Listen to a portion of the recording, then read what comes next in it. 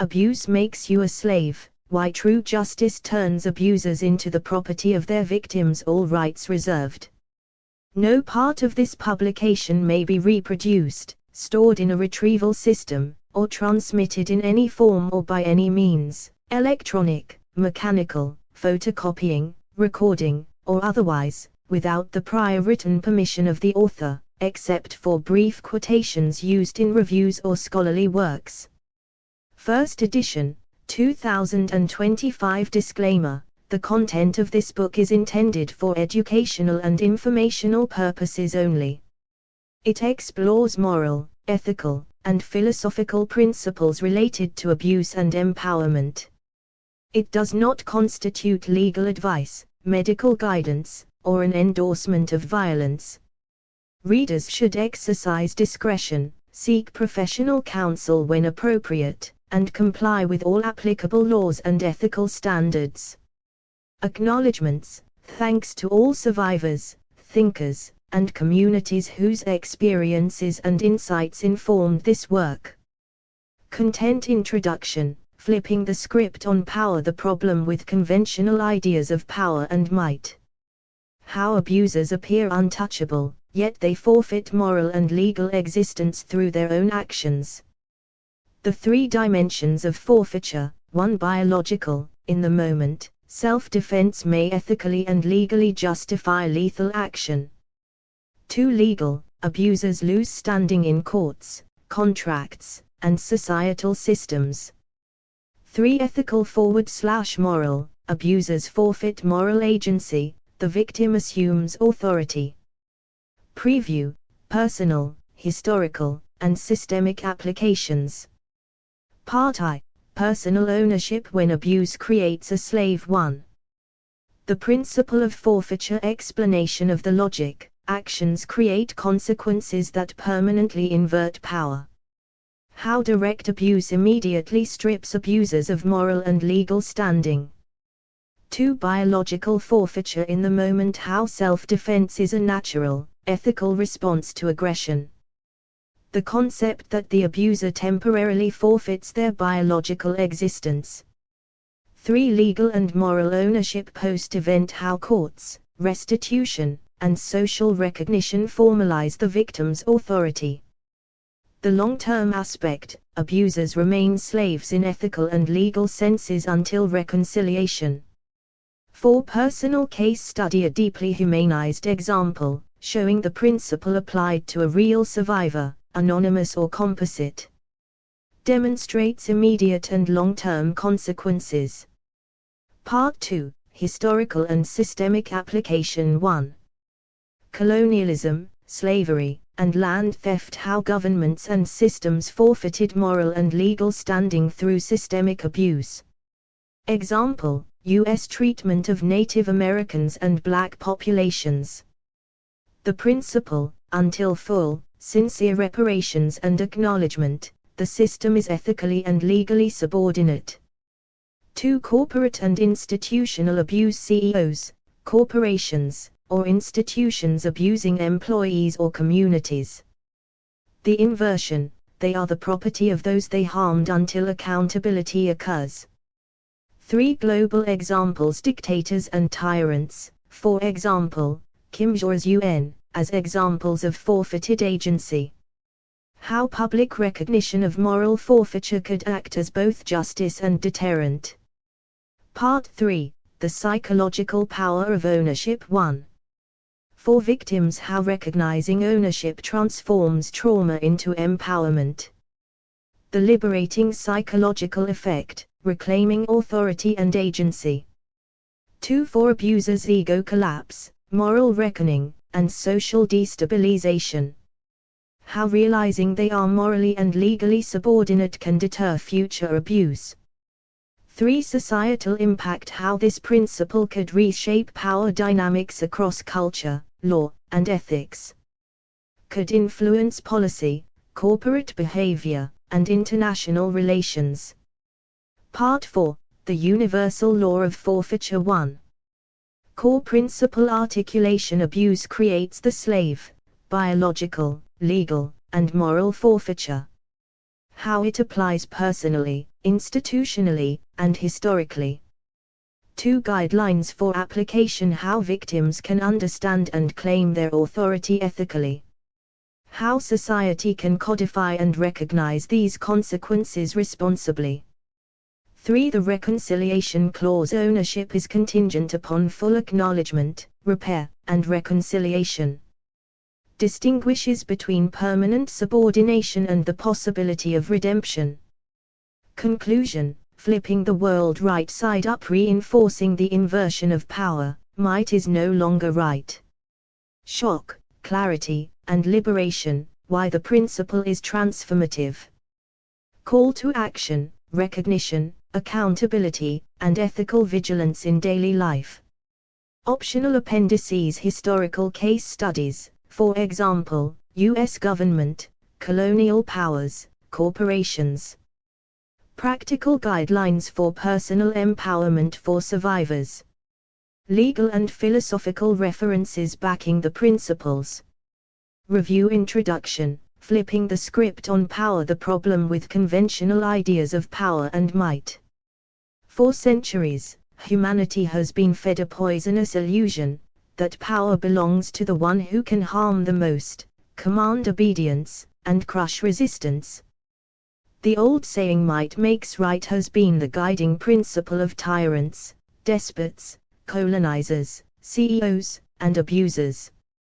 It has justified empires, slavery, corporate greed, and domestic violence. It has created a world where those who destroy are celebrated as strong while those who are hurt are told they are weak. But this idea was always upside down. The truth is simple, and it is devastating to the old order: abuse makes you a slave. The moment you choose to harm another being, you forfeit your standing as an independent moral and legal entity. You become the property of those you harmed. Their claim over you is absolute. You exist for them, not for yourself. Every abuser, from the smallest bully to the largest tyrant, is in fact an owned object, shackled not by chains of steel but by the weight of their crimes. This flips the old equation completely. The one who believed they had total power, the dictator, the exploiter, the abuser, discovers they are nothing more than property, a biological tool belonging to the people they harmed.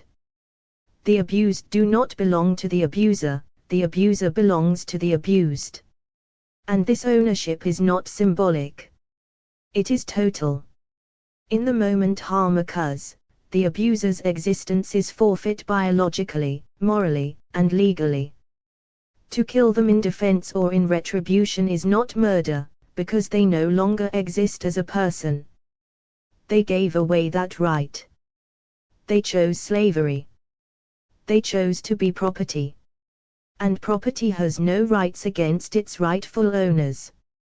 This is not a call to cruelty, but a recentering of justice.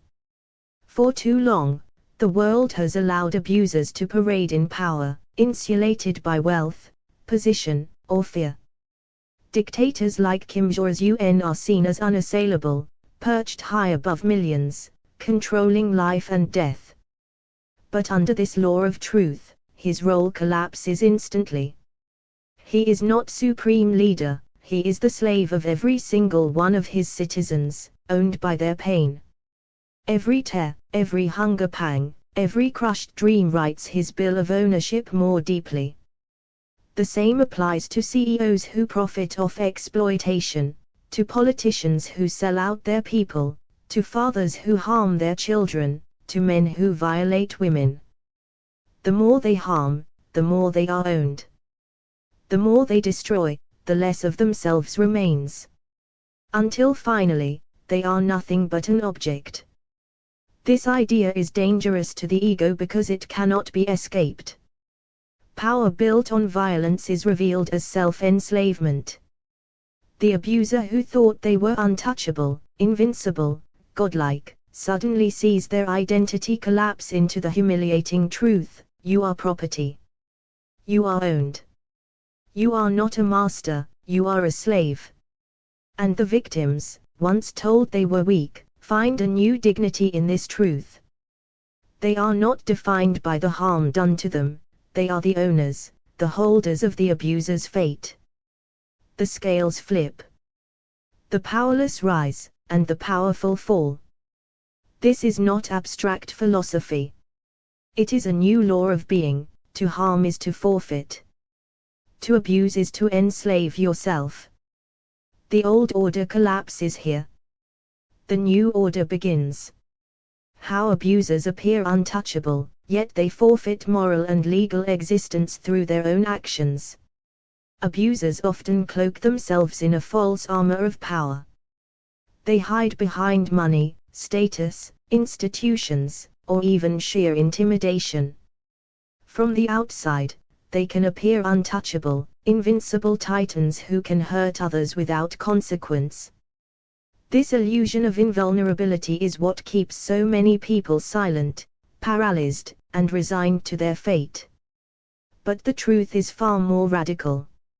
Every act of abuse is not a show of power, it is a forfeiture.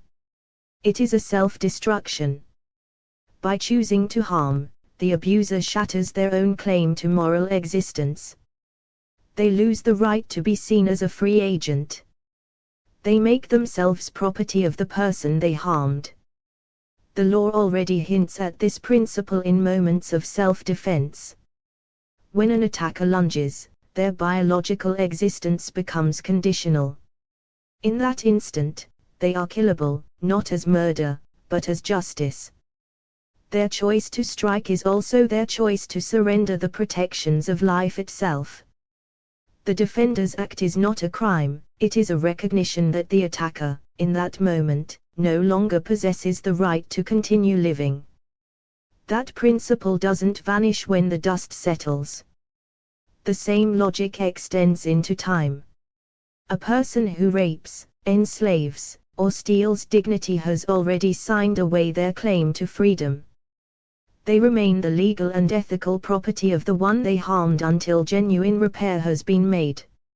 Until then, they are not sovereign beings but objects bound by debt, tied in moral chains. This flips the entire myth of power. The rich, the cruel, the colonizer, the exploiter, they may strut and boast as if untouchable. But each act of abuse is secretly a surrender. They are not masters. They are slaves. They are owned by the very people they wronged, whether they admit it or not. And once this truth spreads, the illusion of invulnerability cannot survive. What looked like dominance is revealed as collapse, what looked like mastery is revealed as bondage. The untouchable are, in fact, already bound. The three dimensions of forfeiture: 1. Biological, in the moment, self-defense may ethically and legally justify lethal action. The first dimension is immediate and physical. When an abuser attacks, they cancel their own right to safety in that instant. Self-defense, whether through restraint, force, or even lethal action, is not only ethically justified but often legally recognized. This is the most visible and primal layer of forfeiture. In choosing to endanger another's body, they endanger their own. 2. Legal, abusers lose standing in courts, contracts, and societal systems. The second dimension concerns the structure of law and society. Every act of abuse is an act of rebellion against the social contract. When someone enslaves, assaults, or manipulates, they declare, "I reject the law that protects dignity."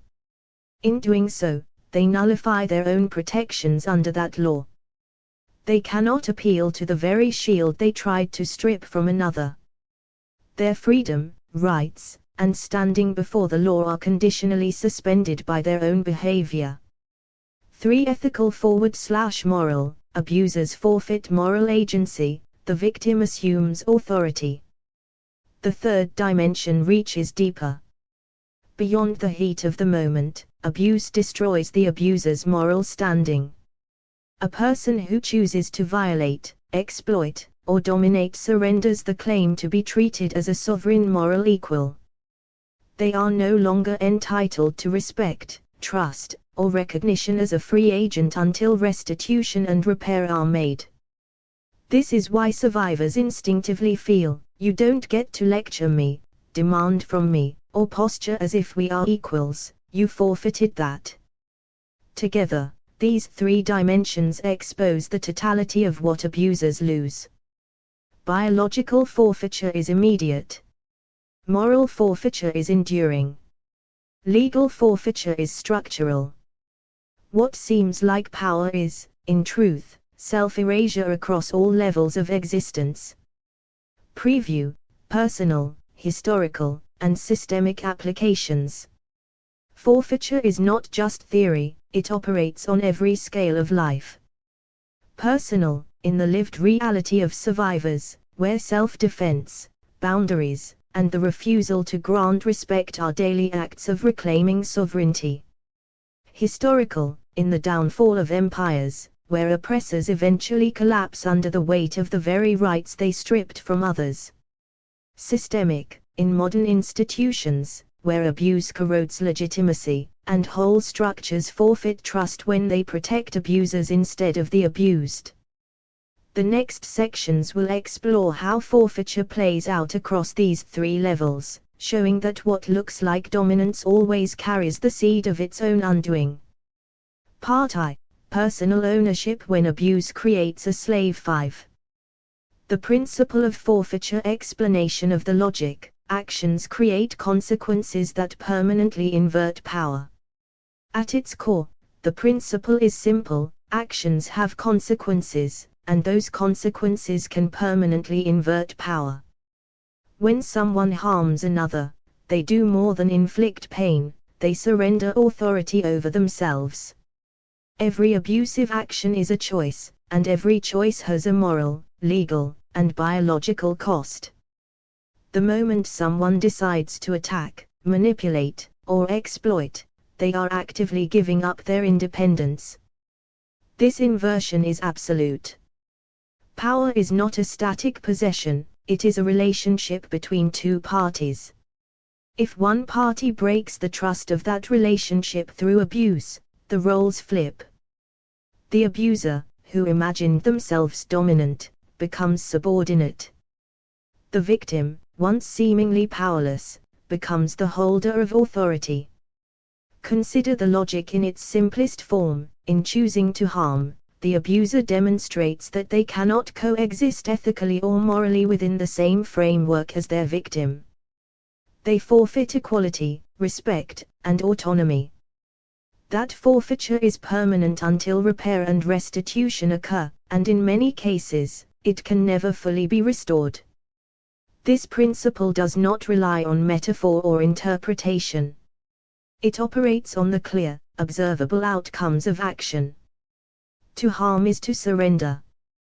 To abuse is to enslave yourself to the person you violated. The victim becomes the owner, the abuser becomes the property.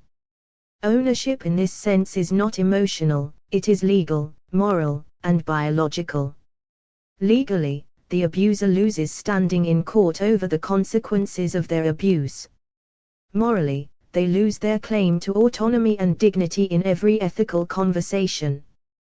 Biologically, in the moment of harm, they have forfeited their right to life. Self-defense is justified, and in extreme cases, lethal force is not only defensible but morally required. The principle of forfeiture is thus the ultimate reversal of conventional power. It ensures that those who would harm others cannot hold real authority. Power built on destruction is always self-destructive. Every act of abuse is a brick in the cage of the abuser, a cage built by their own choices, whose keys are held by the very person they sought to dominate. In this way, the principle of forfeiture lays the foundation for personal ownership. The victim does not remain powerless. The abuser does not remain free. The dynamic of control is completely inverted, and true justice begins. How direct abuse immediately strips abusers of moral and legal standing. When someone harms another, the consequences are instant and undeniable. The moment abuse occurs, the abuser's claim to moral authority evaporates. They can no longer speak as equals, no longer demand respect, no longer assert themselves in ethical conversation. By violating another person's body, dignity, or trust, they have declared themselves outside the framework of moral legitimacy. This is not theoretical. Imagine a parent, teacher, or authority figure physically harming a child. The child, though small, immediately holds moral dominance. The abuser's actions disqualify them from moral claims. No appeal to tradition, status, or authority can restore the abuser's standing. They have forfeited their voice in the moral sphere, and the victim now occupies the position of ethical authority. Legally, the same principle applies. Abuse strips the abuser of protection under the law in relation to that harm. Self-defense becomes fully justified. Any actions taken to stop or prevent the abuse are not crimes, they are the natural, lawful response to the abuser's forfeiture. In extreme cases, the law explicitly permits the use of lethal force when no other option remains. The abuser, by initiating harm, has surrendered the legal safeguards of life and liberty, at least for the duration of that immediate act. These consequences are permanent in principle. Even after the moment passes, the abuser remains ethically subordinate until restitution and reconciliation occur. Socially, morally, and legally, they are no longer the arbiter, they are the object, the property, the one whose agency belongs to the person they harmed. Every abusive act, therefore, contains within it its own instantaneous reversal of power. The abuser imagines dominance, but the reality is collapse, moral authority lost, legal protection suspended, social respect withdrawn. The victim, once powerless, becomes the keeper of authority. The roles of oppressor and oppressed invert the moment harm occurs. In this sense, direct abuse is self-defeating by design. Every strike, every lie, every act of exploitation binds the abuser tighter into subordination to those they intended to dominate. This is not punishment, it is the natural consequence of choice. To harm is to surrender. To attack is to forfeit. To abuse is to enslave oneself to the person wronged. 6. Biological forfeiture in the moment. How self-defense is a natural, ethical response to aggression. The most immediate and visceral layer of forfeiture occurs at the biological level. When an abuser attacks, they surrender their own right to safety in that instant. Self-defense is not merely allowed, it is a natural, ethical response to aggression. It is a direct acknowledgement that the abuser has forfeited their claim to physical protection by violating another's body or autonomy. Consider the moment an attack begins. The aggressor chooses to endanger another's life, body, or dignity. In doing so, they place themselves outside the normal rules of survival, because their actions have made them a threat. Any defensive response, blocking, restraining, striking, or even lethal action, is morally justified. The abuser's biological existence becomes conditional. They have temporarily forfeited their life and bodily protection through their own decision to harm. This is not metaphor or exaggeration. Self-defense laws across the world recognize that the right to live and act freely is not absolute for someone who initiates harm. If someone threatens your life, it is ethically permissible to stop them by any means necessary. The abuser, by attempting to inflict harm, has nullified their own claim to immunity from consequence. In this moment, they are biologically subordinate. Their survival depends entirely on the victim's choice to allow it. Biological forfeiture is also psychologically empowering for the victim. Recognizing that the abuser has no inherent right to continue harming you restores agency and authority in the most primal sense. The victim's body is no longer vulnerable to domination. The abuser's body is a tool for restitution, defense, or prevention of further harm. Every moment of abuse carries this instantaneous moral and physical consequence. The aggressor may imagine dominance, but the natural law of self-defense ensures that power collapses immediately. Their body, once an instrument of harm, is now subordinate. Their survival depends entirely on the choices of the person they attacked. In short, the moment harm is initiated, the abuser biologically forfeits their right to exist without constraint.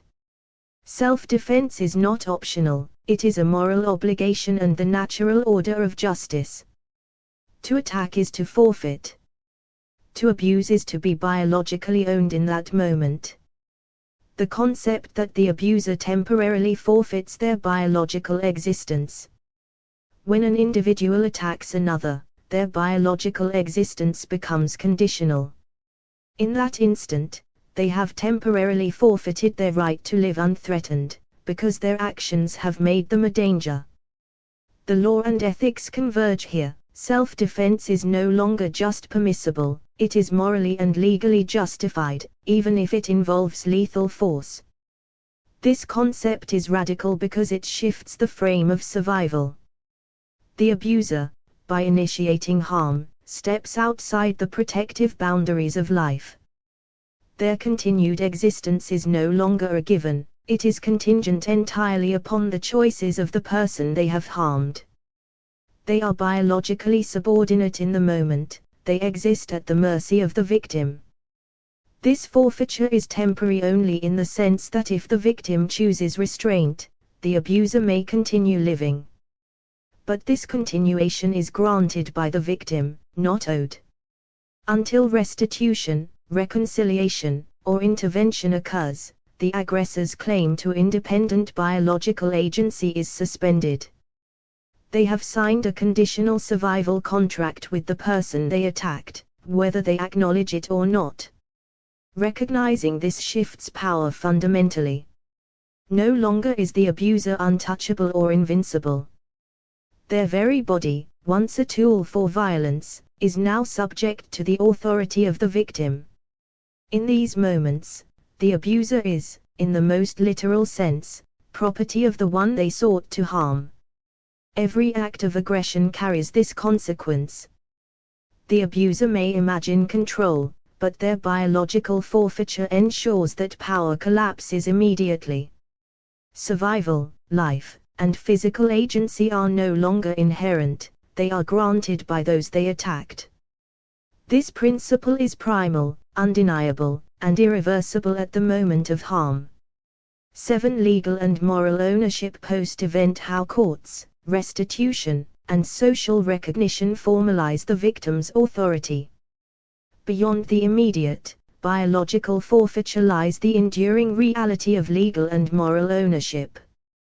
When abuse occurs, the abuser not only loses temporary biological protection, they also surrender their standing in law and ethics.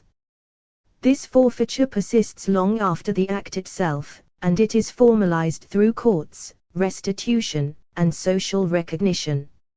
Legal ownership. The law recognizes that those who harm others cannot claim protection from the consequences of their actions. Criminal and civil systems exist to enforce accountability. When an abuser is prosecuted, imprisoned, or forced to make restitution, the victim exercises authority over the abuser's legal existence. The abuser's freedom, rights, and standing are no longer independent, they are contingent upon compliance, penance, or reparation. In essence, the abuser becomes legally the property of the person they harmed, bound to respond to the demands of justice until equity is restored. Moral ownership. Even where legal enforcement is absent, moral authority shifts irrevocably. Society recognizes abuse as a violation of ethical standards, and the abuser is stripped of moral legitimacy. They cannot dictate the terms of relationships, demand respect, or claim equality. The victim becomes the arbiter of moral consequence. They define the abuser's standing in ethical discourse.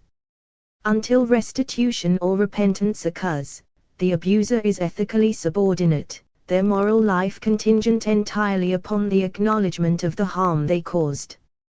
Social recognition, communities, peers, and institutions further reinforce this ownership. Public acknowledgement of wrongdoing, whether through exposure, censure, or cultural memory, solidifies the abuser's status as morally and legally subordinate. Their identity, previously bolstered by imagined authority, is collapsed.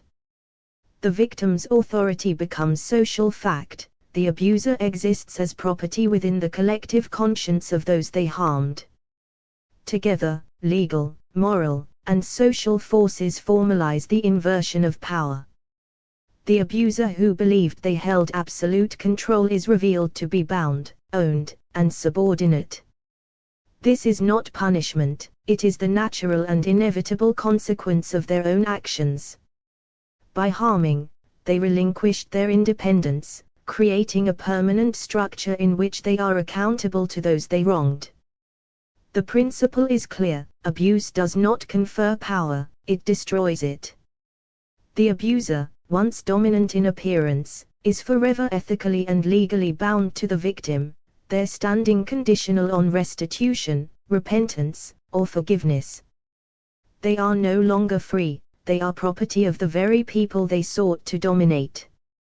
The long-term aspect: abusers remain slaves in ethical and legal senses until reconciliation. Abuse does not end with the moment of harm. The consequences extend indefinitely, creating a permanent inversion of authority until genuine repair occurs.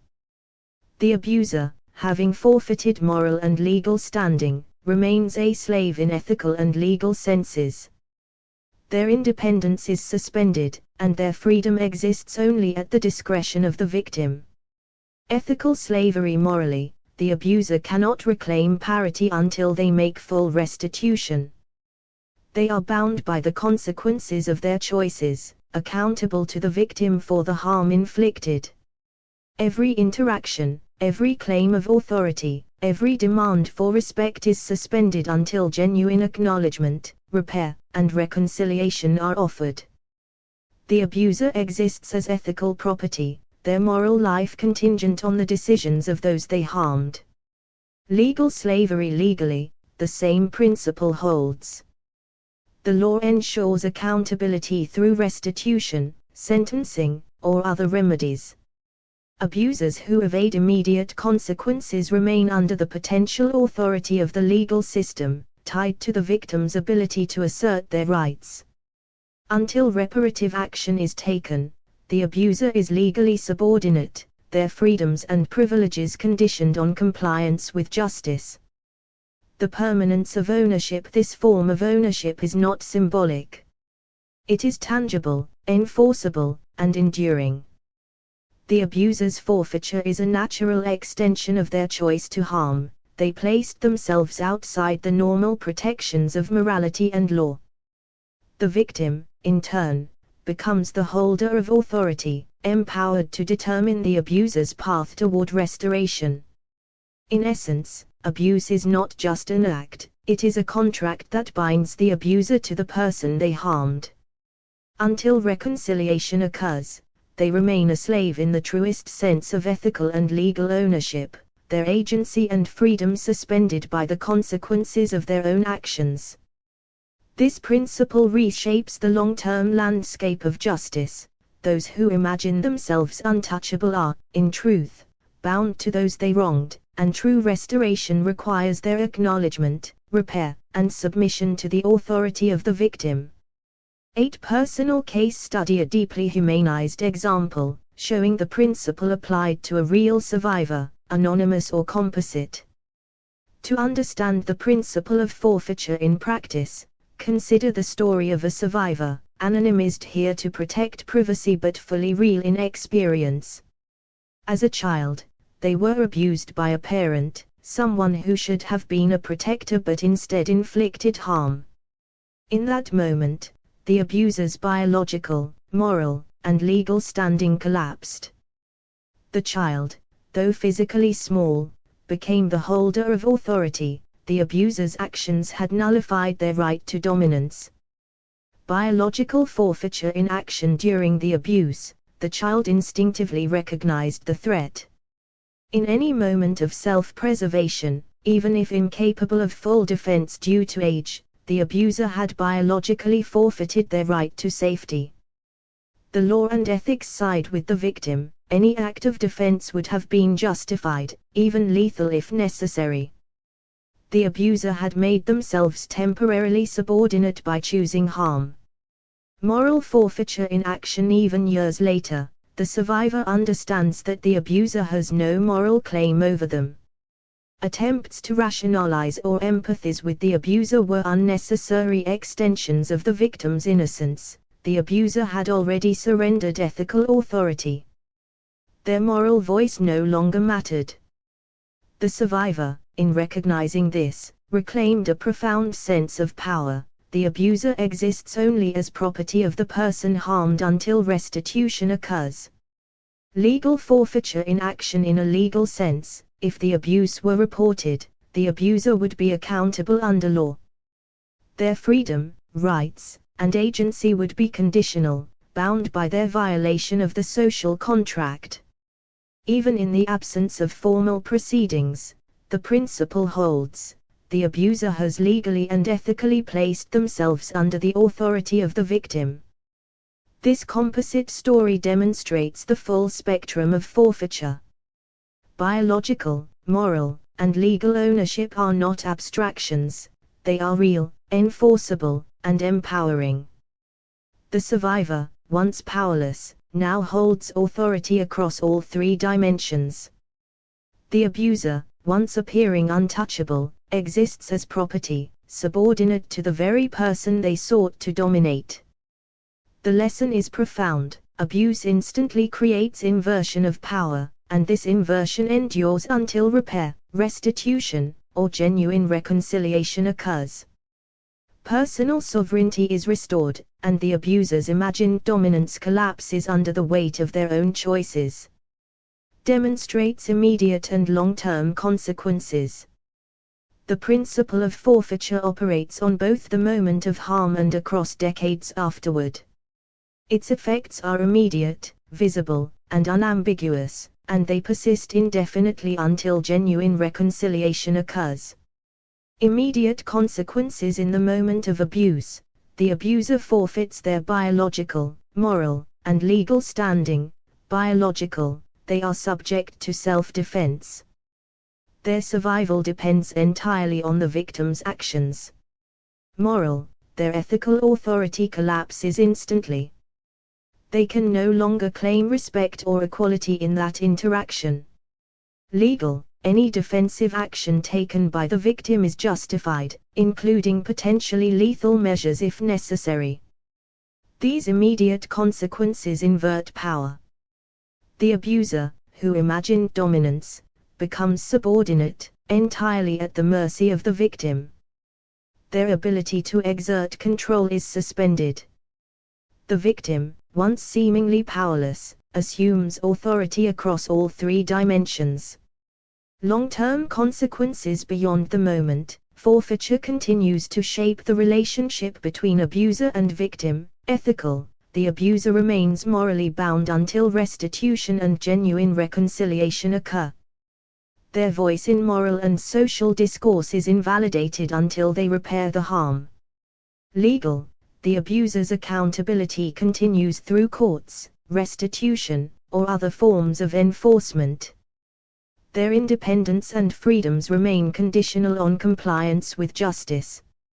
Social, community recognition reinforces the victim's authority, marking the abuser as subordinate in collective memory and cultural norms. Together, these consequences ensure that abuse never truly benefits the abuser. Every act of harm carries the seed of its own undoing, and every victim, by natural law, holds authority over the abuser's moral, legal, and biological existence. This dual structure, immediate and enduring, demonstrates that abuse is self-defeating. The abuser may imagine power, but the principle of forfeiture guarantees collapse. Power built on harm is always temporary, authority is permanently inverted. Part 2. Historical and systemic application. 4. Colonialism, slavery, and land theft. How governments and systems forfeited moral and legal standing through systemic abuse. Abuse and forfeiture are not limited to individual actions, they scale to systems, institutions, and governments. When entire societies engage in oppression, colonization, or slavery, they too forfeit moral and legal standing until restitution, acknowledgement, and reconciliation occur. Colonialism. European colonial powers seized land, resources, and lives from indigenous peoples across the globe. By committing systemic violence and exploitation, these governments placed themselves outside the ethical and legal bounds that should protect sovereignty and dignity. The nations and peoples they harmed became the rightful holders of authority. The colonizers' claims to legitimacy were conditional, dependent on full acknowledgement and repair. Slavery. The enslavement of black populations similarly demonstrates systemic forfeiture. By denying humanity, freedom, and autonomy, slave-holding powers created a structure in which the victims, and their descendants, hold moral authority over those who enslaved them. The legal systems that allowed slavery compounded the moral debt, making it impossible for the oppressors to claim innocence until genuine reparations and reconciliation are made. Land theft. When governments or settlers dispossess native populations of their land, they enact permanent ethical and legal forfeiture. Land is more than property, it is life, culture, and heritage. By taking it through force or coercion, abusers of the system have suspended their moral and legal rights over what they seized. Until restitution occurs, the original owners maintain authority, both ethically and in principle, over the lands and systems claimed by oppressors. Systemic consequences. These abuses are magnified by scale. Unlike individual acts, systemic harm persists across generations. Yet the principle remains the same: power achieved through harm is temporary, moral and legal authority permanently resides with the victims and their descendants. Governments, institutions, and societies that commit systemic abuse are ethically and legally subordinate until comprehensive reconciliation is achieved. The logic is clear: abuse, whether personal or systemic, creates immediate and enduring inversion of authority. Systems, like individuals, are held accountable. Until full acknowledgement and restitution are made, the oppressors exist as property of those they harmed, morally, legally, and socially. Example: U.S. treatment of Native Americans and black populations. The history of the United States provides clear examples of systemic abuse and the resulting forfeiture of moral and legal standing. Both Native American populations and black communities experienced actions that placed the government and its enforcers in a position of ethical and legal subordination. Native Americans. From the 19th century onward, indigenous peoples were forcibly removed from ancestral lands, subjected to violence, and denied sovereignty. The U.S. government and settlers claimed authority through force, but these actions constituted systemic ethical and legal violations. By displacing tens of thousands and suppressing culture, the oppressors forfeited moral and legal legitimacy. Native communities, as a result, hold enduring authority over these lands and systems until genuine reparations, acknowledgement, and reconciliation occur. Black populations' enslavement of African Americans represents another stark example. Generations of forced labor, dehumanization, and denial of basic rights created a permanent moral debt. Slaveholders and the governments that enabled this system forfeited ethical authority, leaving black communities with enduring moral and legal primacy over their oppressors. Until the consequences of slavery are meaningfully addressed, through reparations, systemic reform, and societal acknowledgement, this forfeiture remains in effect. Implications of systemic forfeiture. These historical abuses demonstrate that the principle of forfeiture extends beyond individuals to entire institutions. While oppressors may wield temporary power through force or law, the long-term moral and ethical authority resides with the victims. Legal systems, policies, and cultural recognition must align with this reality to restore balance. By viewing history through this lens, it becomes clear that systemic abuse does not confer legitimate authority. Instead, it creates enduring accountability, where the harmed communities hold the rights and power that the oppressors surrendered through their actions. The principle, until full, sincere reparations and acknowledgement, the system is ethically and legally subordinate. The principle is simple and uncompromising. Any system, institution, or government that commits abuse remains ethically and legally subordinate until full, sincere reparations and acknowledgement are made. Power obtained through harm is never legitimate, it is conditional, temporary, and inverted. Ethical subordination. Ethically, abusive systems cannot claim authority over those they harmed. Moral legitimacy resides with the victims and their communities. Until the oppressors recognize the full scope of their harm and make meaningful restitution, they are subordinate in all moral discussions. Their influence, claims of right, and directives hold no ethical weight. Legal subordination. Legally, systemic abuse carries lasting consequences. The law may provide mechanisms, reparations, policy reform, or restorative justice, that enforce accountability. Until these actions occur, the system that perpetrated abuse exists in a conditional legal state, bound to the authority of those it wronged. Its legal claims over people, land, or resources remain provisional, dependent on the consent and restitution to the victims. Social recognition. Public acknowledgement amplifies subordination. Societies remember oppression, and collective memory enforces the ethical and legal inversion. Cultural, educational, and political systems reinforce that the abused hold authority over the abuser until justice is actively restored. Enduring principle. This framework clarifies a universal truth: harm destroys legitimate power. Institutions that appear dominant may wield temporary influence, but ethical and legal authority is permanently inverted until full reconciliation occurs.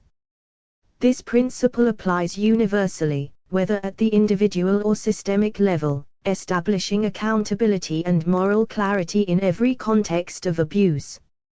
5. Corporate and institutional abuse. CEOs, corporations, or institutions abusing employees or communities. Abuse is not limited to individuals or governments, it also occurs in corporate and institutional settings.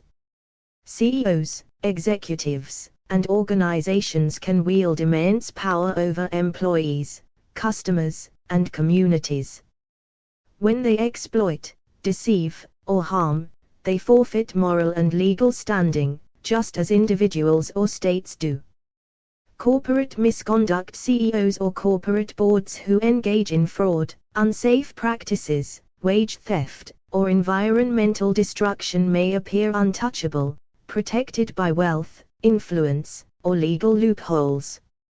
Yet their actions create immediate forfeiture. Employees, shareholders, and affected communities hold moral authority, and the law may grant the right to restitution, regulatory penalties, or class action remedies. Institutional harm. Universities, hospitals, or other organizations that fail to protect members from abuse or negligence similarly forfeit authority. Institutions that prioritize profit or reputation over human well-being place themselves ethically and legally beneath those harmed. Victims, their families, and regulatory systems inherit authority until the institution fully acknowledges wrongdoing and makes reparations. Consequences and accountability. Just like in individual or governmental abuse, the principle is clear: temporary dominance does not equal legitimate authority. Corporations may have resources, but ethical and legal power rests with those they harmed. CEOs or boards are, in effect, subordinate to the victims until meaningful restitution is completed. Their influence is conditional, their authority illegitimate, and their survival within the system is dependent on compliance and repair. Cultural impact. Public awareness, media exposure, and community action reinforce this subordination. Social recognition ensures that harm is not forgotten, and that corporate or institutional abusers cannot escape accountability. Ethical and legal authority resides with those harmed, creating a framework where abuse is self-defeating and enforceable, even in large-scale organizational contexts.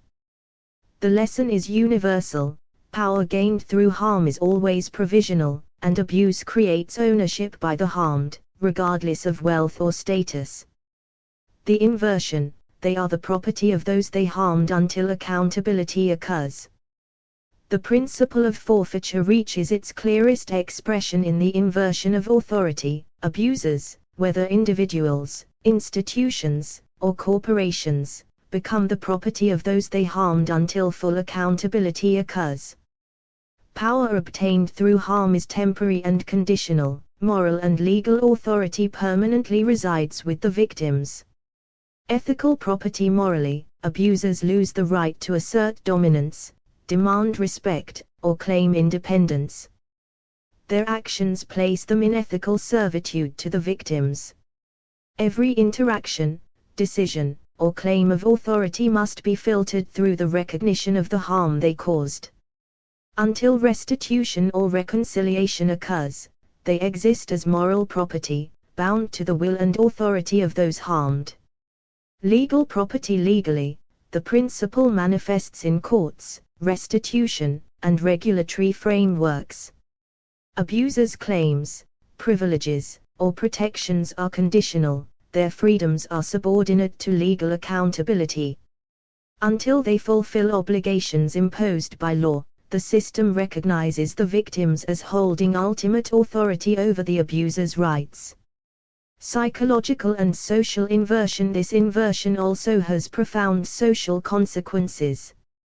The perception of power shifts from the abuser to the harmed. Those who were once intimidated or silenced gain moral and social leverage. Cultural acknowledgement reinforces this property status, ensuring that abusers cannot escape the consequences of their actions.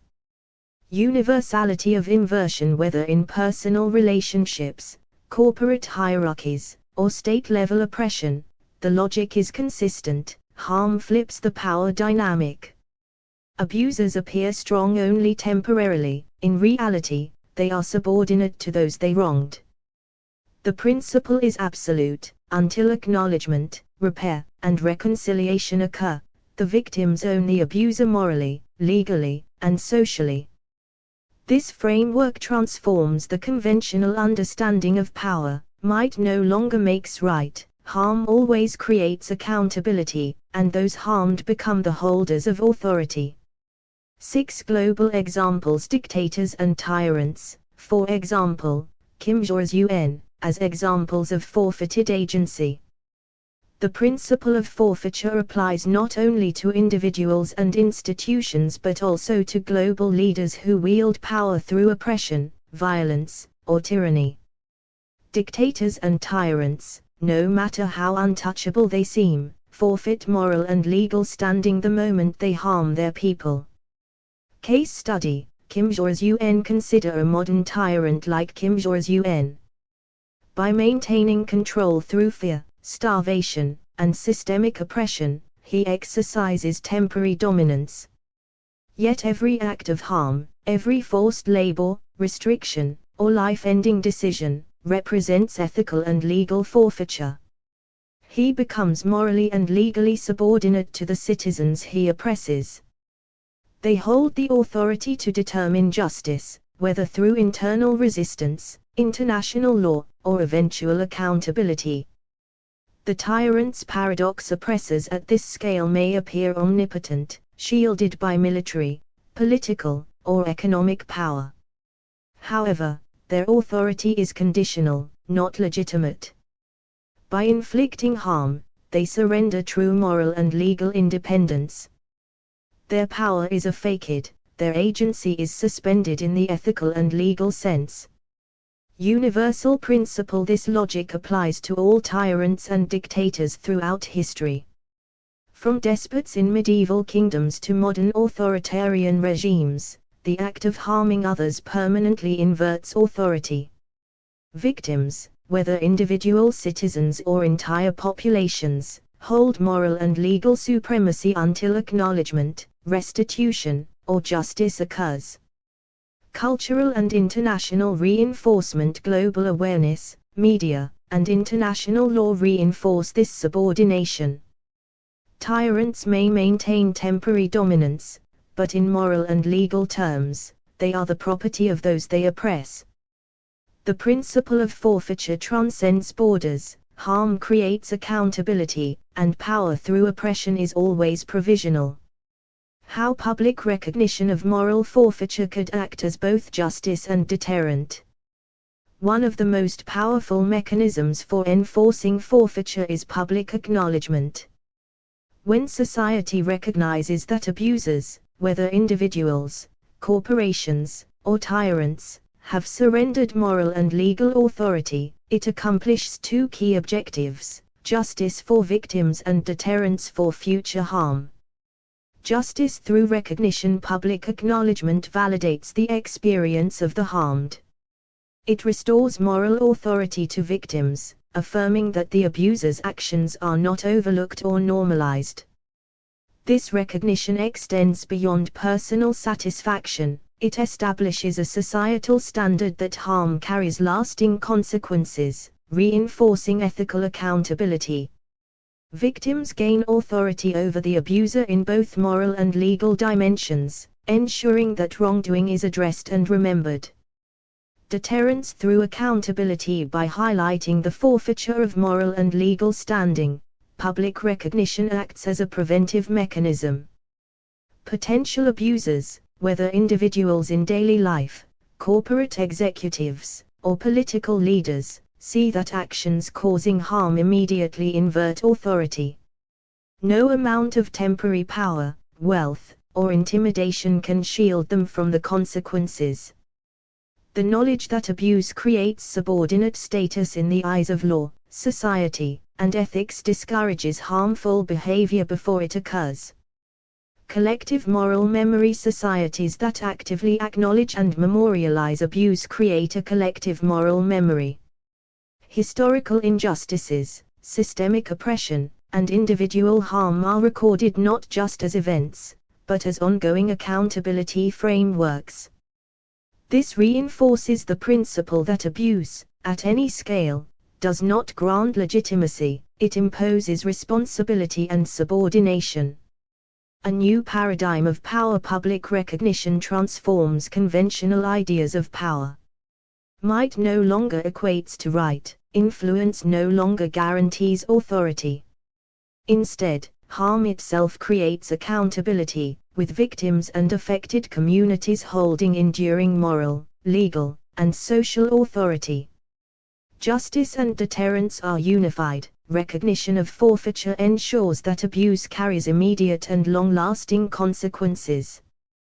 Part 3: The psychological power of ownership. For victims: how recognizing ownership transforms trauma into empowerment. One of the most profound effects of the forfeiture principle is its impact on the psychological state of victims. Recognizing that abusers become, in a sense, property of those they harmed, can transform trauma into empowerment, clarity, and agency. Reclaiming authority abuse often leaves victims feeling powerless, silenced, or devalued. By framing the abuser as morally and legally subordinate, victims reclaim authority over the very individuals who harmed them. This recognition reverses the psychological dynamic of fear and submission, replacing it with sovereignty and control over the moral and legal narrative. Empowerment through perspective. Seeing the abuser as ethically and legally owned by the victim transforms trauma into a tool for psychological empowerment. It shifts focus from past helplessness to present authority. The victim understands that any harm inflicted created its own consequences for the abuser, an immediate inversion of power. This perspective fosters confidence, self-respect, and resilience, even in the face of systemic or ongoing challenges. Integration into daily life. Psychologically, ownership can help victims navigate relationships, social interactions, and personal development. By internalizing the principle, victims are freed from the paralyzing effects of fear, guilt, or self-blame. They carry a mental framework in which harm has definitive consequences, and their authority is recognized in moral, legal, and social dimensions. Trauma as a catalyst. Rather than trauma being purely destructive, it becomes catalytic. Recognition of forfeiture reframes past experiences as proof of abuser accountability and moral logic. The victim gains insight into the inherent power dynamics of abuse and understands that suffering does not equate to powerlessness. The psychological shift. Ultimately, this recognition creates a profound shift. Victims move from passive endurance to active moral authority, experiencing empowerment that is immediate and enduring. Ownership transforms trauma from a source of fear into a foundation of personal sovereignty, enabling victims to live with clarity, strength, and self-respect. The liberating psychological effect, reclaiming authority and agency. Recognizing that abusers have forfeited moral and legal standing allows victims to fully reclaim authority and personal agency. This realization is not merely intellectual, it has deep psychological effects that can transform the way victims relate to themselves, others, and the world. Reclaiming authority. When victims internalize the principle of forfeiture, they understand that the abuser no longer holds power over their life or moral judgment. This clarity allows them to take command of their own narrative, making decisions free from fear, coercion, or guilt imposed by past abuse. Authority over one's own life becomes absolute, grounded in the ethical and legal logic of forfeiture. Empowered decision-making agency emerges naturally from this recognition. Victims can make choices with confidence, knowing that their moral and legal standing is intact and that the abuser's actions cannot override their autonomy. Every interaction, boundary, or confrontation is approached from a position of strength and legitimacy, reducing the likelihood of manipulation or further harm. Emotional liberation. Psychologically, this awareness alleviates lingering trauma by externalizing responsibility. Victims no longer internalize blame for abuse or feel constrained by the abuser's prior dominance. Emotional energy previously tied to fear, shame, or resentment is redirected into personal growth, creativity, and joy, fostering resilience and self-esteem. A framework for healing. Reclaiming authority also provides a structured way to process and integrate trauma. By seeing the abuser as ethically and legally subordinate, victims gain a tangible framework for empowerment, which can be reinforced through therapy, community support, or personal reflection. This framework is transformative. Trauma is no longer a source of ongoing vulnerability, but a proof of the abuser's accountability and the victim's sovereignty. The ultimate liberation. The psychological liberation of forfeiture is profound. Victims are no longer passive participants in their own lives. Authority, agency, and moral clarity are restored, offering freedom from fear and oppression. Ownership over the abuser, even conceptually, becomes a permanent source of empowerment, enabling victims to live fully, decisively, and confidently. 5. For abusers' ego collapse, moral reckoning, and social destabilization. Just as victims experience empowerment through the principle of forfeiture, abusers face profound psychological consequences once the reality of their ethical and legal subordination is recognized. The shift is immediate, disorienting, and transformative. Ego collapse abusers often operate under the assumption of superiority, dominance, or invulnerability. The recognition that their actions have permanently inverted authority triggers a total collapse of ego. Power, prestige, and self-image, once sources of confidence, become irrelevant in the face of moral and legal forfeiture. They are forced to confront the illusion of control, realizing that their dominance was conditional and temporary. Moral reckoning. Confronted with the principle that victims hold ethical and legal authority, abusers undergo a deep moral reckoning. They face the consequences of actions that were previously ignored, minimized, or justified. This reckoning can be psychologically destabilizing, as it exposes the full scope of wrongdoing and highlights the victim's permanent authority. The abuser must reconcile with their loss of moral agency or continue to live with the weight of subordination. Social destabilization. The recognition of forfeiture does not only impact the abuser internally, it has social ramifications. Abusers may lose status, influence, or control over peers, institutions, or followers. Communities, organizations, and networks realign around the victim's authority, creating external accountability structures that reinforce the inversion of power. The social world of the abuser becomes constrained and redefined by the consequences of harm. Long-term psychological burden. This collapse, reckoning, and destabilization is not momentary. The cognitive dissonance of once perceived power now inverted generates lasting stress and forces reflection. The abuser must adapt to a new reality, one where influence is conditional, power is provisional, and moral standing is revoked. The principle in action. Ego collapse and moral reckoning are not punitive fantasies, they are natural outcomes of the ethical and legal logic of forfeiture. The abuser's psychological destabilization serves as both retribution and deterrent, reinforcing the broader societal lesson: harm creates accountability, not authority. How realizing they are morally and legally subordinate can deter future abuse.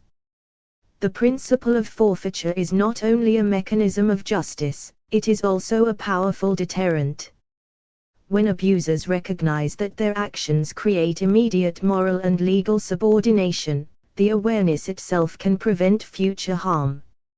Moral deterrence. Understanding that victims hold ethical authority shifts the abuser's internal calculus. Every decision to harm carries the certainty of moral inversion. The abuser is automatically subordinate to the person or community harmed. This awareness reduces the likelihood of abuse, as ethical consequences are immediate, unavoidable, and unavoidable in both personal and public perception. Legal deterrence. Legal systems reinforce this deterrence. Even if abusers evade immediate punishment, the principle that harm creates accountability ensures that victims retain authority. Courts, restitution, and restorative justice frameworks formalize the abuser's subordinate status, establishing a credible threat of consequences for any future abusive behavior. Psychological awareness. The psychological impact of recognizing subordination is profound. Abusers experience the collapse of assumed power, a recalibration of self-importance, and constant awareness that their agency is conditional on moral and legal compliance. This fosters a mindset where abuse is less likely to occur, as the costs, psychological, social, and ethical, are unavoidable. Social and cultural reinforcement communities, organizations, and societies amplify this effect through public acknowledgement. Awareness that harm permanently inverts power creates cultural pressure, making abuse not only morally and legally untenable, but socially dangerous. Abusers understand that the world is watching, and that their actions establish long-term subordination. Universal deterrent principle, whether applied to individuals, corporations, or global leaders, the logic is consistent. Awareness of forfeiture prevents abuse. When abusers fully comprehend the permanent inversion of authority, harm becomes self-defeating. The recognition of moral and legal subordination transforms potential abusers into cautious, accountable agents, curbing abuse before it occurs. 6. Societal impact. How this principle could reshape power dynamics across culture, law, and ethics. The principle of forfeiture has implications far beyond individual cases of abuse. When universally recognized, it has the potential to transform society, redefining authority, accountability, and moral hierarchy across culture, law, and ethics. Cultural transformation. Societies often valorize power and dominance, equating strength with right. By applying the logic of forfeiture, culture shifts from might makes right to harm creates accountability. Abusers are no longer admired or feared, they are recognized as morally and legally subordinate. Communities begin to celebrate ethical authority over brute power, promoting justice and empathy as the markers of societal leadership. Legal restructuring. Legally, recognizing forfeiture reinforces victims' rights and emphasizes accountability. Laws and judicial processes could integrate principles that formalize the subordination of abusers, ensuring that the ethical inversion is enforceable. This framework protects individuals, strengthens restorative justice, and realigns legal authority with moral responsibility. Ethical recalibration. Ethics evolve when harm carries automatic and permanent consequences. Decisions are judged not by status, wealth, or influence, but by adherence to justice and respect for others. Abusers, by definition, lose moral standing, shifting society toward a normative framework where ethical conduct is inseparable from personal and institutional power. Empowerment of communities. Communities gain collective moral authority, no longer dependent on coercion or fear to maintain social order. Victims' voices are elevated, and abuse is met with immediate recognition and inversion of power. This strengthens social cohesion, trust, and collective accountability, making oppression less sustainable. Global implications. On a macro scale, recognizing forfeiture reshapes international relations, corporate accountability, and political power structures. Leaders, institutions, and nations that harm others are morally and legally subordinate to those they impact. This principle limits exploitation, enforces reparations, and prioritizes justice over raw authority, creating a world where ethical and legal responsibility drive power dynamics. The future of power. Ultimately, widespread adoption of the forfeiture principle could permanently invert traditional power structures. Harm no longer grants control, instead, it produces immediate accountability, empowering victims, communities, and ethical systems to govern society more justly. In this way, the principle is not just corrective, it is transformative, creating a culture where authority is earned through respect, not imposed through fear. Could influence policy, corporate behavior, and international relations. The principle of forfeiture is not only theoretical, it has tangible implications for shaping policies, corporate ethics, and global governance. Recognizing that harm creates permanent subordination can redefine how societies, businesses, and nations operate. Policy and legislation. Governments could embed forfeiture logic into law to ensure that those who harm others face automatic accountability. Policies could formalize victims' authority in restitution processes, enforce ethical compliance for public officials, and create mechanisms where abuse, whether systemic or individual, results in legally recognized consequences. This reframes justice as preemptive, proportional, and unavoidable, rather than reactive or symbolic. Corporate behavior. In the corporate sphere, companies and leaders that exploit employees, consumers, or communities could be treated as subordinate entities until harm is addressed. Forfeiture would incentivize ethical business practices, transparency, and reparations. Executives and organizations would understand that their moral and social legitimacy is conditional on accountability, reducing corruption, exploitation, and corporate malfeasance. International relations. Globally, nations that oppress populations or violate human rights forfeit standing in international law and moral discourse. Diplomatic recognition, trade privileges, and cooperation could be tied to reconciliation and reparative action, making harmful behavior inherently self-limiting. Oppressive regimes, even if militarily strong, would be morally and legally subordinate to those they harm, shifting global dynamics toward justice and fairness. Enforcement through recognition. The power of forfeiture is amplified by public awareness. Media, international organizations, and civil society play critical roles in ensuring that abusers, whether individuals, corporations, or states, cannot escape accountability.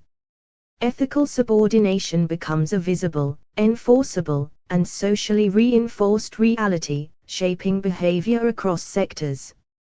Transformative potential. By applying this principle practically, societies can reduce abuse, enhance ethical compliance, and strengthen justice.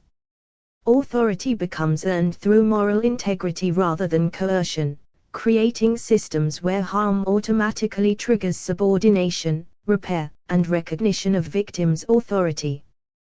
The result is a world where ethical action drives social, corporate, and international power. Part 4. The Universal Law of Forfeiture. 4. Core Principle. Articulation. Abuse creates the slave, biological, legal, and moral forfeiture. At the heart of this framework is a simple, yet transformative universal law: abuse creates the slave, biological, legal, and moral forfeiture. This principle applies consistently across individuals, institutions, and societies. It establishes that harm, whether physical, psychological, or systemic, carries immediate and permanent consequences for the abuser, inverting the conventional understanding of power.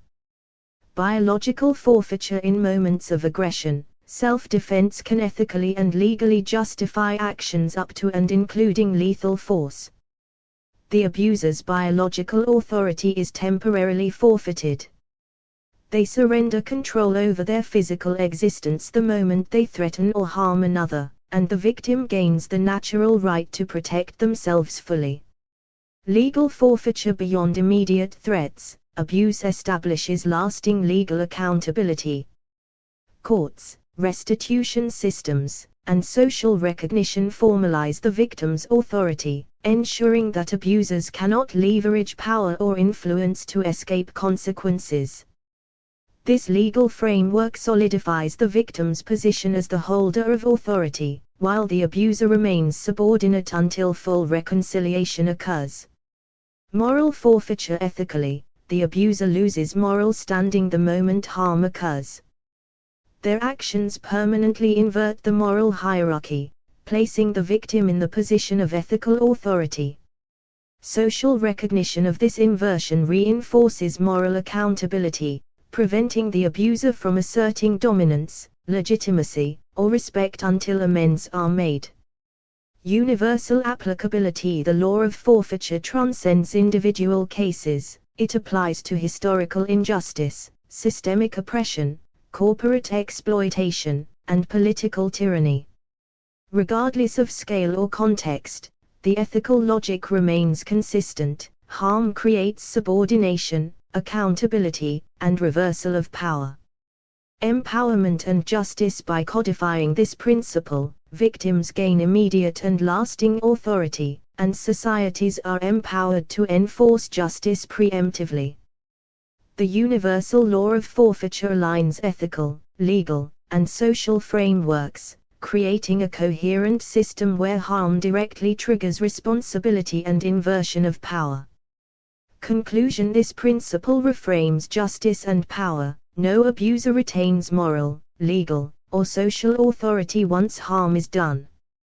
Ownership, ethical, legal, and biological in moments of attack, resides with the victim, creating a transformative shift in how societies understand and respond to abuse. How it applies personally, institutionally, and historically. The principle of forfeiture, harm creates the slave, is universally applicable. Its logic extends from intimate, individual experiences to institutions, governments, and historical injustices, providing a consistent framework for understanding accountability and power inversion. Personal application at the individual level: the moment someone inflicts harm, the abuser forfeits moral, legal, and sometimes biological authority. Victims gain immediate empowerment through recognition of their ethical and legal rights. Self-defense, emotional boundaries, and moral clarity are natural extensions of this principle. Personal application allows survivors to reclaim agency, authority, and dignity, transforming trauma into empowerment. Institutional application: organizations, corporations, and systems that harm members, employees, or communities similarly forfeit authority until accountability occurs. Executives, managers, and institutions cannot maintain legitimacy while causing abuse. Recognition of this inversion pressures institutions to act responsibly, enforce restorative practices, and prevent future harm. Ethical subordination ensures that the system itself, and its leadership, operates under the authority of those it has harmed. Historical application: historical injustices, including slavery, colonialism, land theft, and systemic oppression, illustrate long-term forfeiture. Until restitution, acknowledgement, and reconciliation occur, governments and societies remain morally and legally subordinate to those affected. Victims and their descendants hold ethical and, in principle, legal authority, asserting the right to demand reparations, recognition, and structural change. Historical forfeiture emphasizes the perpetual moral debt created by abuse on a societal scale. Unified logic across contexts, whether personal, institutional, or historical, the logic remains the same: abuse automatically inverts power. Recognition, enforcement, and accountability are the tools through which victims assert authority, and abusers, regardless of scale, remain subordinate until full reconciliation and restitution occur. Transformative potential: applying forfeiture across these levels fosters justice, empowerment, and systemic reform. It transforms the social contract. Authority must be earned through respect and ethical behavior, not through coercion or exploitation. The principle provides a coherent lens to analyze power, responsibility, and morality at every level of human interaction. 5 guidelines for application: how victims can understand and claim their authority ethically. Recognizing the principle of forfeiture: harm creates the slave, empowers victims, but it requires careful ethical application. Victims must understand their authority, exercise it responsibly, and ensure that power inversion does not perpetuate harm. 1. Acknowledge the principle clearly. Victims must first recognize that abuse inherently forfeits the abuser's moral, legal, and sometimes biological authority. This acknowledgement is foundational. It establishes that the abuser no longer holds legitimate power, and the victim has the right to assert agency. To assert boundaries immediately, ethical empowerment begins with setting clear personal boundaries. Victims can enforce protection through physical, emotional, and social means while remaining morally accountable. Self-defense is justified and aligns with the principle, ensuring safety without overreach. 3. Understand legal rights. Victims should know their legal protections and use them to formalize authority. Restraining orders, reporting abuse, and pursuing restitution create tangible recognition of the abuser's subordinate status, translating ethical forfeiture into enforceable action. For ethical reflection, claiming authority must be grounded in ethical integrity. The goal is justice, not revenge. Victims retain moral authority by exercising power responsibly, avoiding harm to the abuser beyond what is necessary for protection, accountability, or restitution. 5. Communal and institutional support. Leverage community, institutional, or social networks to reinforce authority. Recognition by others amplifies the inversion of power, protects the victim, and discourages further abuse. Social acknowledgement ensures that ethical and legal standing is widely respected. 6. Long-term empowerment. Authority is not a momentary response, it is a lasting state until full reconciliation occurs. Victims can maintain psychological, legal, and ethical empowerment by documenting abuse, seeking restorative justice, and fostering personal growth. 7. Transform trauma into agency. By claiming authority ethically, victims convert trauma into empowerment. Understanding forfeiture allows survivors to reclaim their identity, establish control, and experience liberation from prior harm. Conclusion. Ethically claiming authority under the principle of forfeiture transforms the dynamic between victim and abuser. It ensures justice, protection, and moral clarity, reinforcing that harm never confers power, only subordination. By applying these guidelines, victims assert rightful control while maintaining ethical integrity. How society can codify and recognize these consequences responsibly. For the principle of forfeiture, harm creates the slave. To be effective at scale, society must formalize recognition and accountability. Individual empowerment is strengthened when communities, institutions, and legal systems uphold the moral and legal inversion created by abuse. 1. Legal codification. Laws can explicitly integrate the principle of forfeiture, ensuring that abusers lose standing in legal, civil, and restitution contexts until accountability occurs. This includes prioritizing victims' rights in court proceedings, ensuring full restitution or reparations where harm occurred, recognizing moral inversion as a legitimate factor in sentencing, civil claims, or oversight. 2. Institutional accountability. Organizations, corporations, and governments can embed forfeiture logic into policies, codes of conduct, and regulatory frameworks. Corporations held subordinate to communities or employees harmed by exploitation. Institutional leaders accountable for systemic abuse until remediation occurs. Enforcement mechanisms ensuring that subordination is respected publicly and structurally.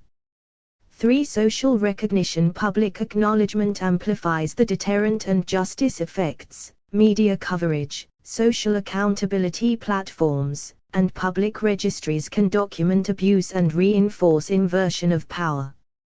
Communities collectively recognize the victim's authority, creating cultural reinforcement of ethical subordination. 4. Restorative justice frameworks. Restorative justice provides structured avenues for reconciliation, encouraging abusers to acknowledge wrongdoing, make amends, and regain moral and legal standing. Protecting victims' rights and authority throughout the process.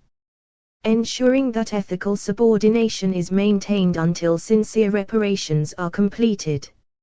5. Global and systemic implementation at the international level. Nations, corporations, and global institutions can adopt principles where harm triggers subordination. Abusive states face diplomatic and economic accountability.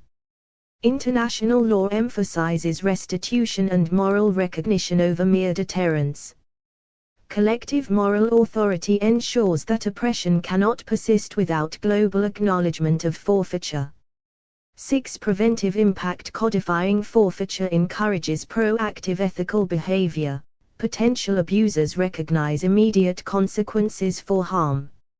Societal norms shift toward ethical accountability as a baseline for authority. Abuse becomes structurally self-limiting, as harm automatically inverts power. Conclusion. By formally recognizing and codifying the consequences of abuse, society ensures that the principle of forfeiture is consistent, enforceable, and preventative. Ethical, legal, and social structures align, transforming power dynamics to protect victims and discourage harm, creating a world where authority is earned through respect, not inflicted through fear. 6. The Reconciliation Clause. Ownership is contingent upon full acknowledgement, repair, and reconciliation. The principle of forfeiture, harm creates the slave, is not permanent in a punitive sense. Ownership of the abuser, legally, morally, and socially, remains contingent on their recognition of wrongdoing and willingness to make reparations. This is codified in the Reconciliation Clause. 1. Full acknowledgement. Abusers must openly and sincerely acknowledge the harm they caused. Recognition is not symbolic or partial, it must include admission of responsibility, understanding of the consequences of their actions, acknowledgement of the victim's authority, ethical and legal. 2. Meaningful repair. Reconciliation requires concrete steps to restore what was lost or harmed, wherever possible. This may include restitution of property, compensation, or reparations. Actions to prevent recurrence of abuse. Public or social measures acknowledging accountability. 3. Ethical and legal recognition. The abuser's reinstatement into moral and legal standing is conditional upon verified reconciliation. Until then, they remain subordinate to the victim's authority. Social and legal systems continue to recognize their moral and legal forfeiture. Victims maintain the right to enforce boundaries and claim authority. 4. Psychological significance for victims. The Reconciliation Clause provides a pathway to closure while maintaining empowerment. Ownership is maintained until justice is fully recognized. Emotional and moral authority remain with the survivor. Healing is supported by the abuser's active participation in repair. 5. Societal implications. On a larger scale, the Reconciliation Clause ensures that systems, institutions, or governments that have abused populations cannot regain legitimacy without sincere acknowledgement and remediation. Historical wrongs are recognized and addressed.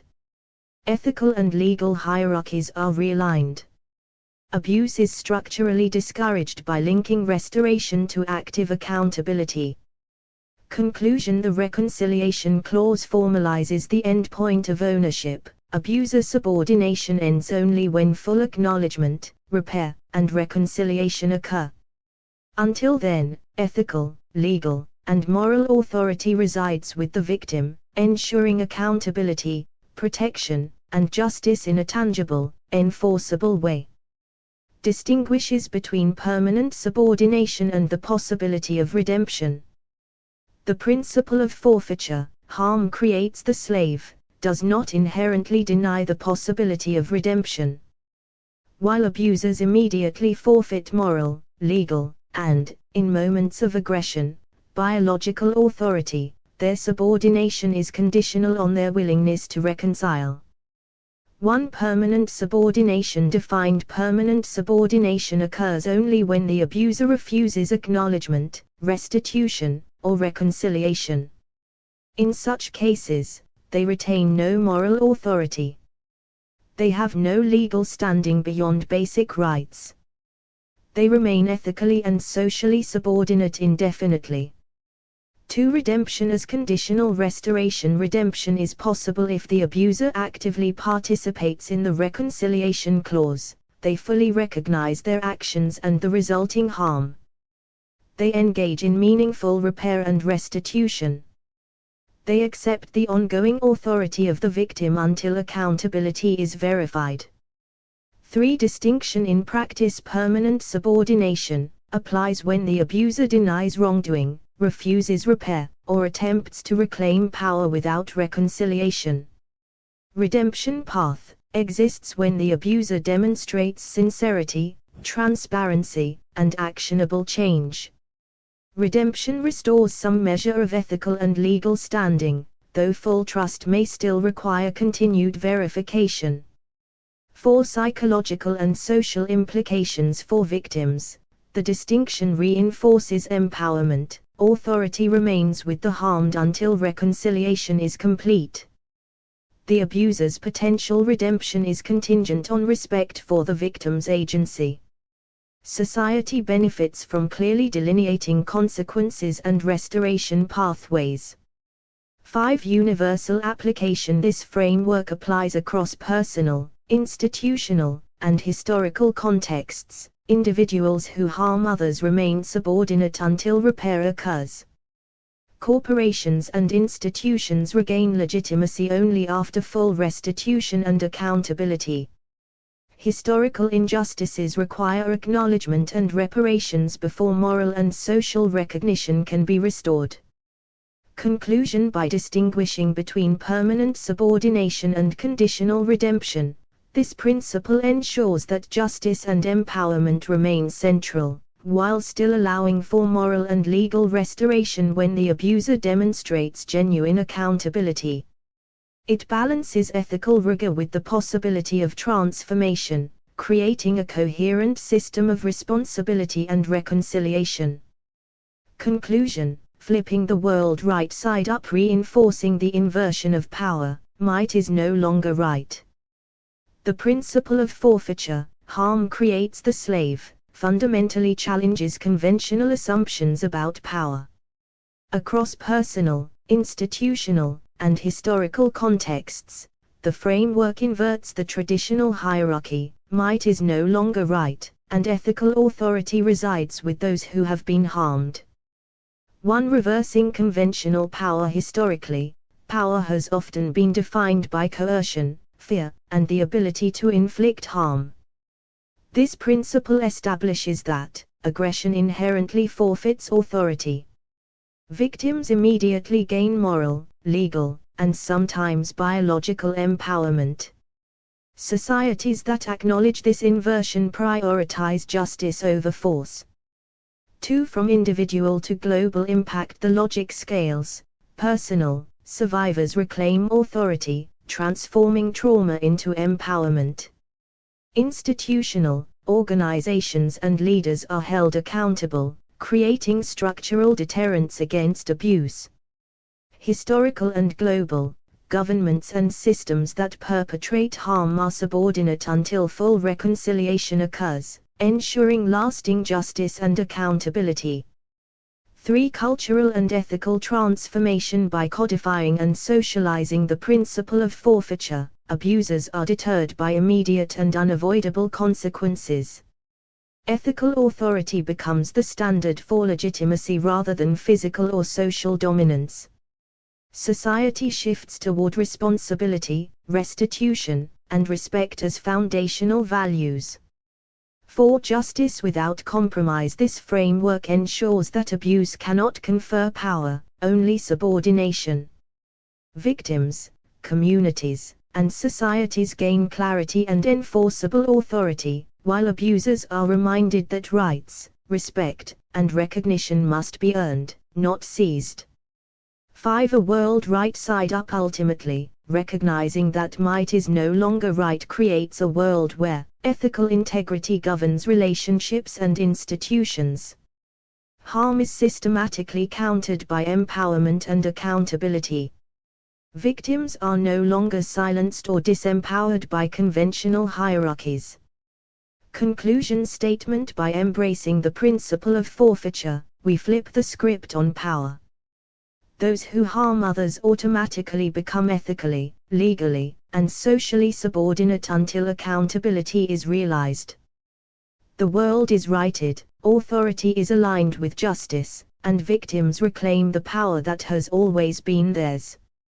Might no longer dictates morality, justice, recognition, and reconciliation do.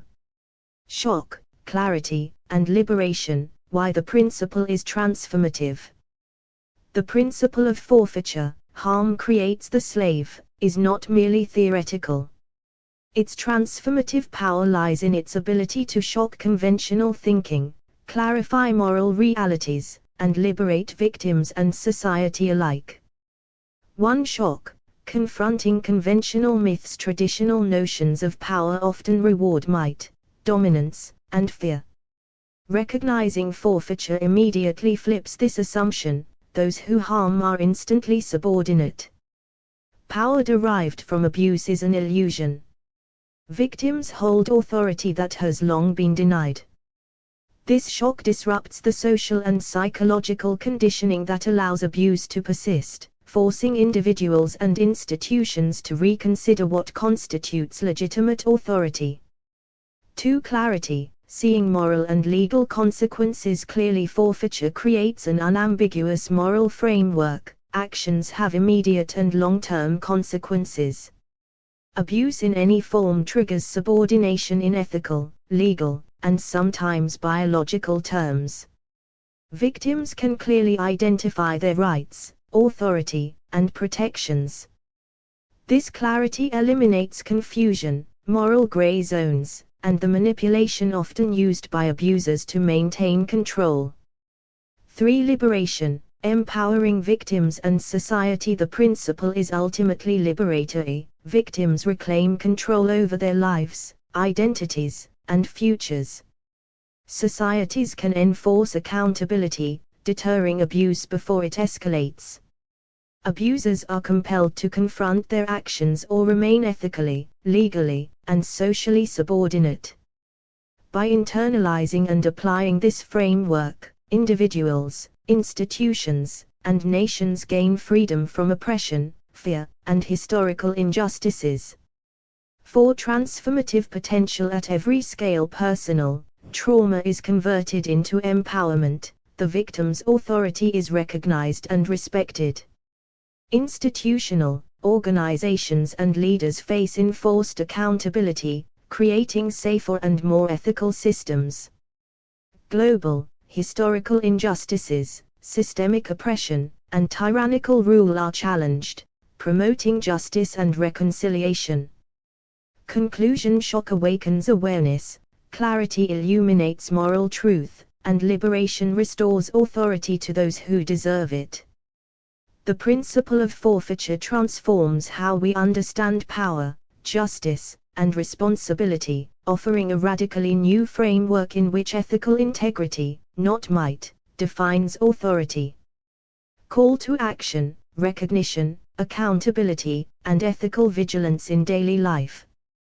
The principle of forfeiture, harm creates the slave, is only as powerful as its application. Beyond understanding, it requires active participation, vigilance, and ethical commitment in daily life. 1. Recognition: seeing forfeiture in action. Be aware of moments when harm occurs, whether personal, institutional, or systemic. Acknowledge that abusers automatically forfeit moral and legal standing, and that victims gain authority. Cultivate an internal and communal awareness that empowers ethical assessment and intervention. 2. Accountability: enforcing ethical consequences. Exercise rightful authority responsibly, both personally and socially. Support legal and social mechanisms that reinforce victims' rights and ensure restitution. Encourage transparency and documentation of abuse to maintain moral clarity and deterrence. 3. Ethical vigilance, maintaining justice. Apply the principle consistently, avoiding selective enforcement or compromise. Challenge societal norms that excuse abuse, coercion, or dominance. Model moral integrity in personal, institutional, and community interactions to reinforce systemic respect for victims' authority. 4. Empowering communities. Foster cultures where harm triggers accountability and subordination of abusers. Promote restorative and reconciliatory practices that allow abusers to regain standing only through sincere acknowledgement and repair. Celebrate ethical leadership and responsible authority as central to social cohesion and justice. 5. Personal and societal transformation. When applied rigorously, the principle transforms, victims reclaim their power and agency. Abusers face tangible, unavoidable consequences for harmful actions. Communities, institutions, and nations evolve toward justice, accountability, and ethical governance. Conclusion. Recognition, accountability, and ethical vigilance are not optional, they are the operational pillars of a world governed by forfeiture. By actively practicing these principles, we invert destructive hierarchies, protect the vulnerable, and ensure that might never again dictates morality. The path forward is clear: uphold justice, assert rightful authority, and make ethical integrity the standard in daily life. Optional appendices. Historical case studies, for example, U.S. government, colonial powers, corporations. Understanding the principle of forfeiture, harm creates the slave, is strengthened by examining real-world examples where systemic abuse occurred. These case studies illustrate how ethical, legal, and social subordination applies to governments, colonial powers, and corporations. 1. U.S. treatment of Native Americans and Black populations. Colonial and systemic abuse, land theft, forced displacement, slavery, and institutionalized oppression. Forfeiture.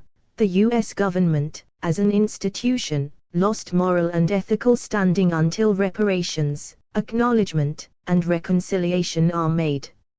Ongoing relevance. Until full restitution and genuine reconciliation occur, these populations retain moral authority over the systems that harmed them, reflecting the inversion of power. 2. Colonial powers. Example: European empires exploiting colonies for economic gain, labor, and resources. Forfeiture. Colonizers forfeited ethical and moral authority over colonized peoples through systemic oppression, theft, and violence. Redemption potential. Only through reparations, acknowledgement, and structural change can these powers regain moral standing in the eyes of the affected populations. 3. Corporate abuse. Example: companies exploiting workers or polluting communities for profit. Forfeiture. Abusive institutions are subordinate to those they harm until accountability and restitution are established. Implementation. Victims' authority can be legally and socially recognized via lawsuits, regulatory action, and collective social pressure. 4. The principle in practice. Abuse, whether individual or systemic, automatically triggers ethical and legal inversion. Historical and systemic examples demonstrate how subordination persists until acknowledgement, repair, and reconciliation occur. By studying these cases, society can prevent recurrence, enforce accountability, and recognize victims' authority consistently. Conclusion. Historical case studies provide tangible evidence of the principle of forfeiture. They show that systems, corporations, and governments that harm others forfeit ethical, moral, and legal standing until they actively reconcile. Understanding this helps ensure that history's lessons guide present and future actions, reinforcing that might is never right, and ethical authority always resides with those harmed. Practical guidelines for personal empowerment for survivors. The principle of forfeiture, Harm Creates the Slave, is not only theoretical, it is a tool for survivors to reclaim authority, agency, and power in their lives. This chapter provides practical steps to transform trauma into empowerment. 1. Recognize forfeiture. Understand that any direct harm or abuse immediately strips the abuser of moral and legal standing. Acknowledge your authority and rights over the abuser in ethical, legal, and social contexts. Internalize that this recognition is valid and enforceable, not symbolic. 2. Assert boundaries. Confidently exercise your authority through clear, assertive boundaries. Enforce consequences consistently, whether social, legal, or personal. Understand that setting limits is not vindictive, it is the natural extension of ethical empowerment. 3. Claim restorative rights. Pursue restitution, repair, or reconciliation where possible. Engage legal or institutional mechanisms to formalize authority if applicable. Ensure your voice is heard, respected, and documented. 4. Integrate psychological empowerment. Reflect on your control over your life and ethical environment. Convert past harm into personal insight and clarity, transforming trauma into a source of strength. Recognize that the abuser's subordination reinforces your ongoing agency. 5. Cultivate long-term resilience. Maintain awareness of patterns of abuse to prevent recurrence. Surround yourself with supportive networks that acknowledge and reinforce your empowerment. Practice daily ethical vigilance, ensuring your authority remains recognized and respected. 6. Social and ethical awareness. Encourage communities to uphold these principles, reinforcing systemic and social recognition of forfeiture. Model ethical authority to others, showing that empowerment is both legitimate and constructive. Conclusion. By applying these guidelines, survivors transform passive suffering into active authority. They reclaim control over their lives, enforce justice, and establish a foundation for personal and societal empowerment. The principle of forfeiture ensures that victims are recognized as morally, legally, and ethically superior in the wake of abuse, creating a path toward lasting healing and liberation.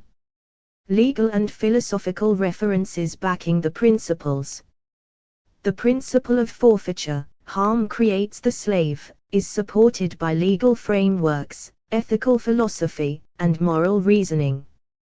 Understanding these foundations strengthens its legitimacy and practical application.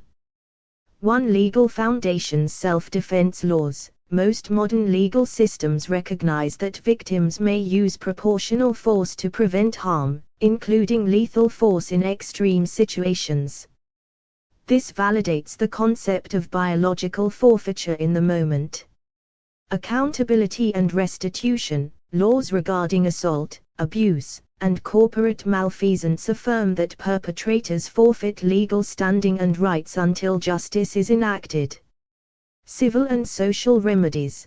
Courts often provide victims with authority to seek reparations, reinforcing the notion that ethical and legal power shifts toward the harmed. 2. Philosophical justifications. Natural law philosophy. Ethical authority is inherent in respecting human life and dignity. Those who violate these principles lose legitimacy in moral discourse. Consequentialist ethics. Actions create outcomes. Harm triggers subordination because the perpetrator's behavior undermines moral and social legitimacy. Deontological ethics. Ethical duty requires that harm be met with appropriate consequences, establishing moral forfeiture. 3. Historical and contemporary thought. Just war theory establishes proportionality in response to aggression, supporting the idea of ethical self-defense and biological forfeiture. Restorative justice emphasizes accountability, repair, and reconciliation, aligning with the long-term ethical and legal subordination of abusers until reconciliation occurs. International law. Genocide, crimes against humanity, and systemic oppression cases illustrate that nations and institutions forfeit moral and legal authority until acknowledgement, restitution, and reconciliation are implemented. For integration across domains, the principle unites individual, systemic, and historical contexts under a consistent moral framework. It demonstrates that ethical, legal, and social authority are consequences of actions, not power, coercion, or wealth. Both philosophy and law converge in recognizing that abuse automatically triggers forfeiture, legitimizing victim authority. Conclusion: legal and philosophical references provide rigorous support for the principle of forfeiture. By grounding the framework in established jurisprudence and ethical reasoning, we reinforce that victims' authority is both legitimate and enforceable, while abusers are subordinated until reconciliation is achieved. This ensures that the principle is not merely aspirational but actionable and universally applicable. Review: abuse makes you a slave. Why true justice turns abusers into the property of their victims is a bold, unsettling, and ultimately liberating work. Its central thesis, that abuse instantly inverts power and creates a form of self-enslavement for the abuser, is presented with clarity, force, and a breadth of application that spans from intimate personal relationships to global political systems. Accuracy of the core principle: the principle of forfeiture, biological, legal, and moral, resonates as both ethically coherent and experientially true. Survivors instinctively know that harm destroys the abuser's legitimacy, even when society pretends otherwise. By articulating that intuition into a structured framework, this book validates lived reality while grounding it in moral logic. The accuracy is not only philosophical, but also legal. Self-defense law already encodes biological forfeiture, restitution and reparations embody legal forfeiture, and social ostracism reflects moral forfeiture. Of course, the book does not claim that every courtroom or society already operates by this principle, far from it. Instead, it argues that the truth of forfeiture exists regardless of whether institutions recognize it. On that measure, the framework is startlingly accurate. It maps the moral reality that abusers lose standing the instant they harm. Accuracy rating: 92%, high conceptual accuracy, with the remaining 8% reserved for the gap between moral truth and legal implementation in practice. Usefulness for survivors, scholars, and society: where the book shines most is in its utility.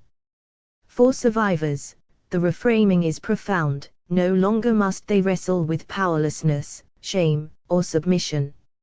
Recognizing that their abuser became their property, ethically and legally subordinate, restores dignity and agency.